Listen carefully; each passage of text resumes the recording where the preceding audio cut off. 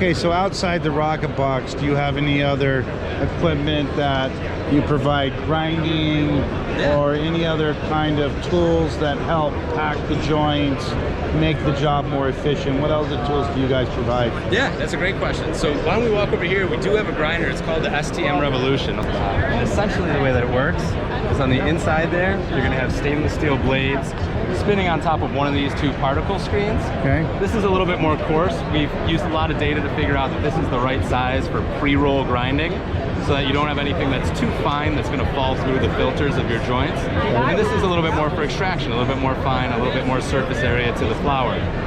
Essentially, the way the grinder works is you'll drop some flour into the hopper here. Okay. And the motivator auger at the bottom will make sure everything keeps moving towards the blades. Once it's on the blades, there'll be vibration inside the machine to make sure that everything keeps coming. Now, where are the blades? They're rotating blades, I would imagine, or they are chopping? Yeah, they are rotating blades, so they're going to basically spin opposite directions on top of one of these two screens here. So these are actually the blades, the screens. So the screens are almost like a sifter. Oh, okay. So your flour will sit on top of here, right? And it won't be able to pass through here because obviously there'll be something in the middle. It won't be able to pass through this screen until it's the proper particle size being cut by the blades above the screen. Right.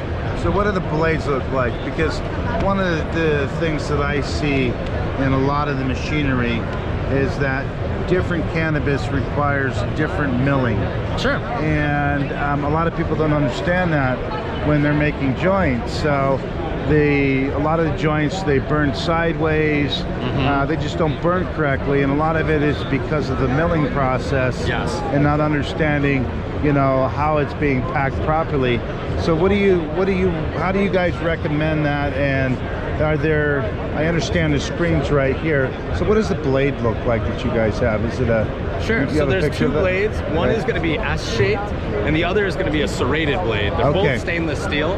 Right. So, you know, as they're going in opposite directions, essentially, what you're able to do is just grind that down to a fine level without knocking off a ton of trichomes. So instead of using a plastic whip system where you're going to knock off a lot of the keef and get really sticky in there as well, on the inside of this, what you have is you have food-grade stainless steel, easy to remove and clean, and also, you know, not sticky, so that when you're not losing keef on your flour, you're also not having to clean it out and, you know, clean up any clogs or anything like that. Now, obviously, we have other anti-clog measures as well, such as the motivator auger you saw. A nice vibration motor here as well to keep everything moving out the chute. So this is where everything comes out at the end right here. Exactly, yeah. So it starts up here, it moves through the blade down here using this motor, and then it's going to fall out of this chute here into the container of your choice. Now, are you recommending the flour to be frozen first? Or do you just recommend that to have the cannabis dry and then run the cannabis through that? Because there are different processes out there where freezing the product is just much better for the actual milling process. Yeah, and that's where you want to get into. So on the other side of the machine, there is a touch screen that you can control the speed of the blade, as well as the speed of the auger. And you would want to play with that because obviously the stainless steel is going to be strong enough to get through the flour, but it might take more time. You know, especially for frozen, sappy, moist extracts, it's still able to be done. The stainless steel is going to be able to get through it, but it might take the motor a little bit longer there, so you might not be reaching, you know, the normal 50 pounds per hour. Sure. Well, great. Well, I appreciate your time and showing me this equipment. And what does this machine cost right here? Sure. So this is $12,500. Okay. And do you have a package deal for either the small one with the grinder or the big one with the grinder? Absolutely. Okay. Yeah, so for the show, we are doing 5% off the Revolution and 5% off the Rocketbox.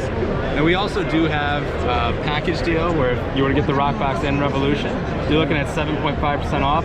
I've never seen us have a sale like this before. It's definitely the best prices we've had yet here at MJBizCon. Okay. And last but least, can you tell everybody if they want to take a look at your website or videos, how they can access you and where they can find you? Yeah, definitely. So you want to go to stmcanna.com, stmcanna.com, and we have all kind of our contact information on there. My name's Braden, and you know, if I have the chance to get in touch with you, I'm happy to work with you. Well, great. So here's another video, guys, and if you're interested in learning more about making joints or milling your products, resource to this video, and I hope you enjoy it.